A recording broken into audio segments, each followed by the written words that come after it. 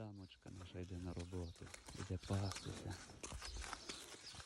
Рижулька, йдеш на пашу? Вже вона сьогодні спокійна, водили її до хлопчика. Пора вже, ми і так почали хвилюватися, що вона так довго тягне. В цій порі завжди у неї проходила Любова Сісяй. А тепер ми вже йдемо. Звичайний день, травень місяць кінчається, а погана погода така. Ну як вона не погана, просто холодно. А дощик іде, такий невеличкий крапотить. А дощик треба.